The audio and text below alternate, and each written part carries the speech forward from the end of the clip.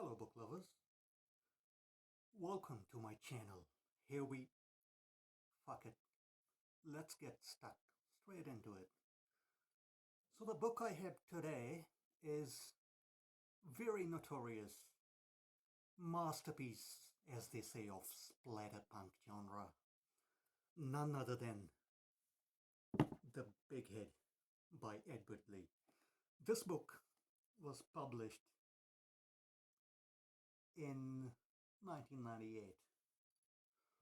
Now, fairly recently, for this channel, I've read quite a few works of extreme horror. For example, Cows by Matthew Stokely. That was the very first book that I reviewed on this channel. I have it with me right here. If you haven't checked that video, go ahead and check it. That was the very first review that I did on this channel. Another one is Survivor by J.F. Gonzalez. J.F. Gonzalez passed away, I think, around 2015 or something. But this book, Survivor, is creepy as fuck. It had me locking the doors and windows at night. It really creeped me out because there's nothing supernatural in that. And I will review it soon, but I'm getting a little distracted. Let's get stuck into Bighead. As they say, this book started the splatterpunk genre. This is not your typical Stephen King, Dean Koontz, even Clive Barker kind of horror. This is extreme as it comes. I'm gonna try to keep the spoilers to minimum. So this book is set in the backwoods of Virginia in the US, somewhere in Appalachian Mountains, in a redneck town, which is poverty-stricken, full of rednecks, because it is a redneck town.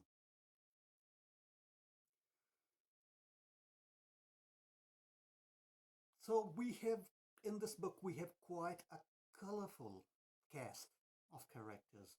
We have the Bighead, which is, if you have seen Hatchet movies by Adam Green, I don't remember what the monster was called in those movies now. Hatchet? Hatchet Head? Yeah. So Bighead is something like that antagonist from the Hatchet movies, which were released in 2000s. He is like an inbred. I'm not gonna spoil it. We'll know by the end of the book what he actually is. But for now, he's an inbred. He has one big, giant eye. He has a big fucking head. Wears overalls. Ugly as fuck. He's like a big grown-up child, big head. And he has a 14-inch pecker. Now, Edward Lee, the author, mentioned it quite a few times, and he always mentions it whenever the fuck he gets the chance. Okay, so he has a 14-inch long. Let us fuck the move on from there. And all he does is he has lived till now. We don't know his age. We really don't know his age. He lived with his grandpap who died, who was another redneck. And now he's run loose. He's run amok in the woods, and he's going for the society. And trigger warning, there's lots and lots of nasty stuff in this book. So if you're easily offended, and if you haven't read extreme horror, click away now. Trigger warning, there's lots of nasty stuff, lots of taboo stuff. With that said, whoever the Bighead stumbles upon, he kills, maims really violently, rape, murder, really nasty stuff, really maiming the body in nasty ways, and then he loves to eat the brains of whoever he kills. Women, girls, guys, he just fucking kills everyone. That's Bighead. He's the villain of this book. Extreme, extreme stuff. Okay, that's the Bighead. And then we have two hick redneck guys. Moonshiners, they sell illegal alcohol all over the town, all over the neighboring towns. Some they are really nasty as well. They are serial killers. They are a bit more intelligent than Bighead. Bighead does what he does. He has these cravings. He's a grown-up child. He's not very intelligent. But these two guys, they do it willingly. So they are like serial killers. And their names are Bowles and Dicky. How fucking creative. Bowles and Dicky. Now Dicky is a milder one. He refrains from doing nasty stuff, but Dicky, he's fucking nasty.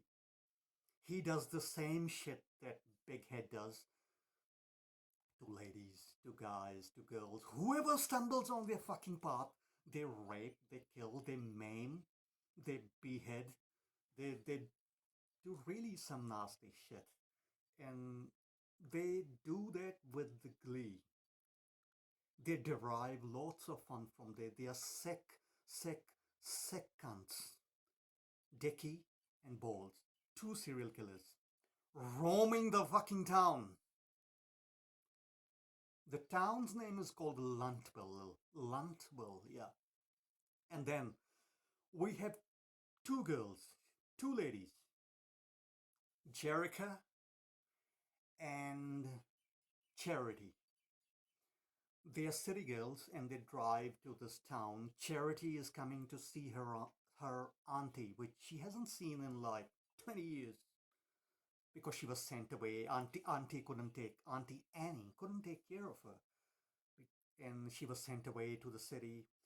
And Jerica works for the newspaper, the Post, and she's coming to write an article about the rural communities and the backward woods and the people who live there, the poverty and whatever shenanigans go in the small backward backward kind of a town. So Jerica and Charity drive to this town together to stay with Charity's aunt Annie. Now Jerica is a real nymphomaniac. She does not go a few hours without thinking of sex, without thinking of cock.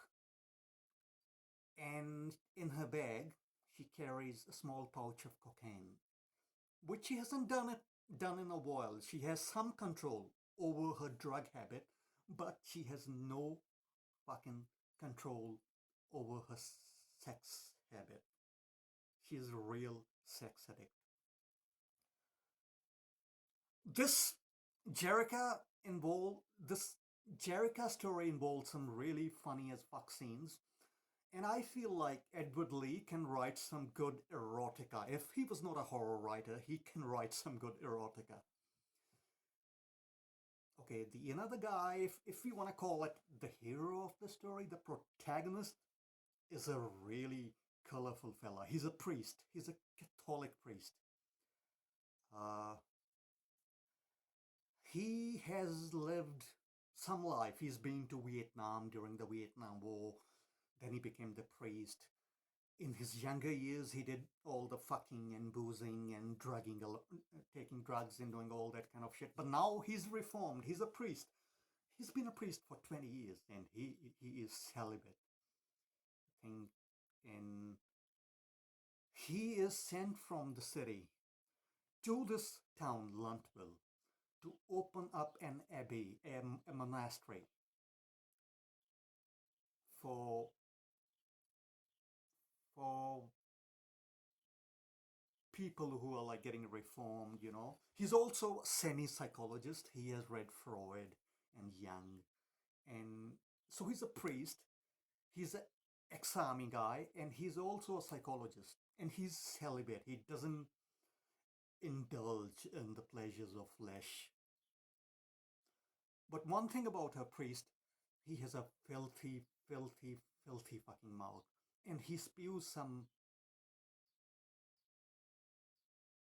nasty stuff. Whenever he speaks, some nasty shit comes out of his mouth, and he says God doesn't care about the colorful language. He just cares that I'm celibate. I don't have sex. I'm celibate, and I don't indulge in the pleasures of the flesh. Now he comes to this town too. So we have different cast of characters. We have Bighead, the monster of this book. We have Bowles and Dicky, the antagonists of this book, if you want to call them serial killers. We have the priest, Father Alexander, who is in his mid 40s, and he is the hero of this book, the moral center, but with a really colorful as fuck language. We have Jerica, who's an nymphomaniac. We have Aunt Annie, who has secrets of her own. We have Charity, Annie's niece. Now, Charity has been with lots of men over her life. She has fucked lots of men. But as soon as the men start having sex with her, they just up and leave. And Charity is heartbroken. Why? Why no man ever calls her back? She has so many one night stands, but no one calls her back. She's a bit heartbroken. We'll know by the end of the story. I kind of guessed it. Why? It was kind of obvious. And yeah, so Charity, Jerica. Now, this book has some nasty stuff in it, like I said, so if you are easily triggered, don't read it. But if you like to stretch your limits and read extreme horror, I had to read this book because it tops so many fucking lists of extreme horror of Splatterpunk. I have to read it to see what the fuss was about. The fuss was about. Now, this book has some black, black, pitch black humor in it. All over this book. Towards the end of the book, there are some scenes with the priest, Father Alexander, and two nuns. He's haunted by the ghost of two nuns, and Catholic nuns. He's always dreaming about these nuns, and these nuns do some nasty, nasty shit to him in his dreams. So he's a pious man. He's the man of God, but his dreams are fucking next level, fucking kinky, full of BDSM, taken to fucking extreme. And some of those scenes had me laughing. I fucking spilled my coffee reading those scenes. I mean, Edward Lee, you're a fucking sick, sick, sick pup. So some really good comedy in that.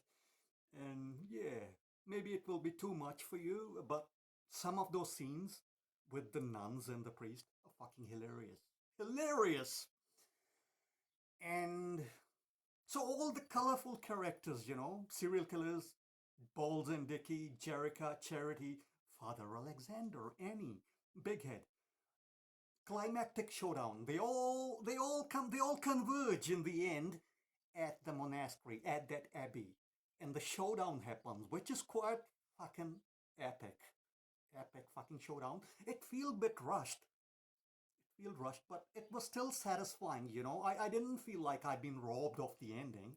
It was quick, it felt rushed, but it was still very, very fucking satisfying.